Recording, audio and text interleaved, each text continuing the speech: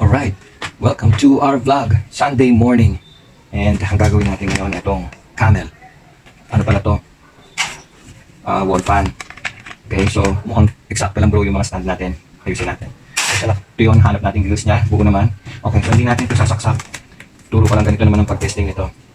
Okay, so titignan natin kung may power. Okay, ito ba? Walang palo. Okay, checkin natin ang plug kung okay. Diba? Dito. Okay, may palo. Buo yung isang line. Buo yung isang line. Okay, testera natin yung common. Okay, walang reading. Putok. Ang thermal fuse. Testingin natin ang speed. Okay, buo ang speed. Testera natin ang switch. So, 1. Okay, buo. Sa 2. Okay, sa 3 pumalo. Okay, sa 3 naman nga pumalo. Okay, testera natin ang capacitor. Okay, may palo. So, dito tayo magko-concentrate sa makina. Ito naman, hindi naman na, yun yung tine-check natin. Mukha naman hindi masyado na initan at hindi naputol, pero mukhang mag-o-opera tayo. Try natin best natin. Hanapin ang thermal fuse, test natin kung pumutok. Try natin palitan. Sana okay. Tapos, paandarin natin, okay naman yung shafting. Papaandarin natin na hawakan natin para matest kung malakas pa ang ikot niya. Okay? Tapos linis. Yun ang gagawin natin. Kadalasan ito lang ginagamit ko. Isang set naman ang yung sa pliers na maliliit. Tapos yung scissors ko yung cutter. Pag may pan-glass, itong paper, ito, saka Phillips, cross, at saka flat. Kung malinis, brush na natin ito. Ang kailangan mo agad pakawalan itong neck. Yan, minsan, clockwise, ito, counterclockwise, clockwise ang niya. Pagtanggal.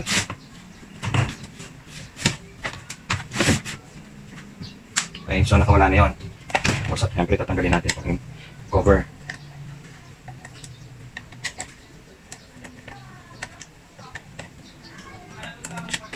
Okay, yung mga tornilyo. Kasama to sa hugasan. Tapos tatanggalin natin itong lock. C-lock. Minsan. Yun, okay. Yan. Okay na. Dito na tayo sa likod. Tapos ikakat natin yung capacitor. Nakakat na siya. Okay. So, dito na tayo sa 4 na tornilyo sa likod. Pwesto lang na maganda. Tapos ingatan natin huwag mapunta yung natin, Phillips natin dun sa wiring dun. So, kailangan maayos sa mga hawak nyo.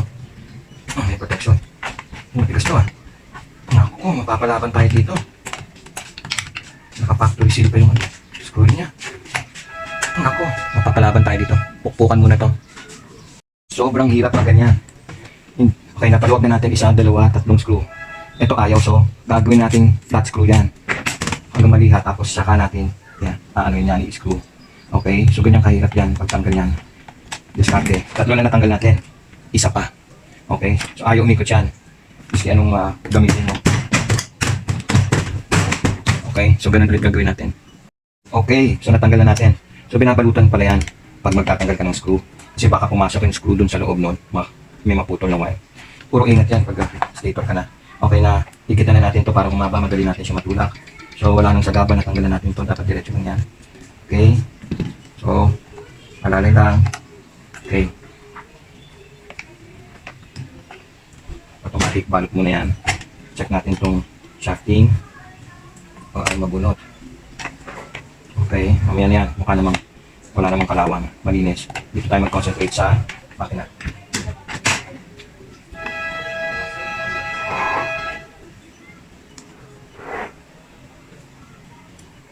Yan, okay, nalilis na natin, kita ba?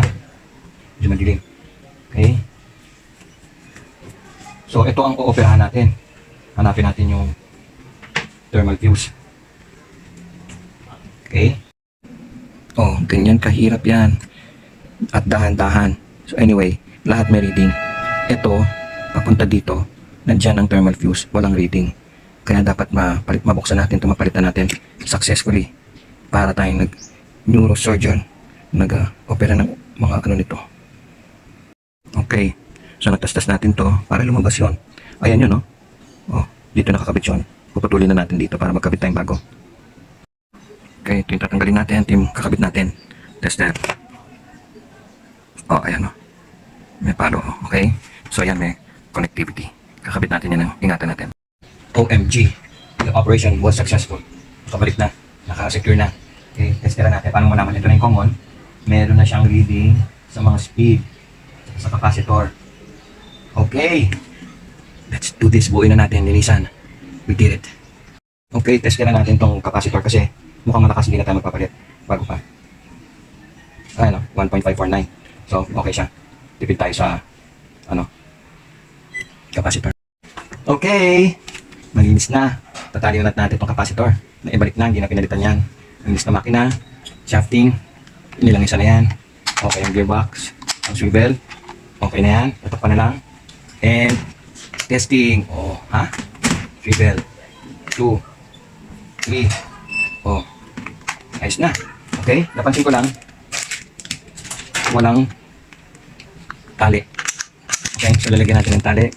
Tapos, napansin ko lang. Pigtas. Pigtas dito. So, ewan ko, gawa natin ng paraan. Kasi, babagsak yan pag nag-ano ka. Sinabit mo. Okay? Okay, dahil putol na tong mga to, lalagyan natin siya ng tornilyo. O, di ba? Sa washer. Tapos ito, missing, nilagyan natin. Missing yung, doon, tornilyo nilagyan natin. Lagyan natin ng cord. Ginawa natin ang paraan itong bali. Doon natin nilagay pang Tapos sinabaan natin screw nito para tumibay kasi isasampay ito eh. Okay lang yung nasa likod naman. So, ayos na lahat. Kakabit na lang natin yung mga grills. Okay, dahil sa sira yung plastic niya, nilagyan natin screw. Ngayon, tama-tama matibay naman siya. Kasi itong nakasama dito is hindi yata para dito. Maliit. Okay. Eto na, yari na tong camel. Wall fan. Okay. Meron ng cord. 1. O ha? Ayos. Hindi na pinagatan capacitor niyan kasi malakas. 1.5 pa. 2. 3. Yan, nilagyan ng cord. O. Yan, o. Come on. O, paano? Ayos naman. Napapakinabangan na.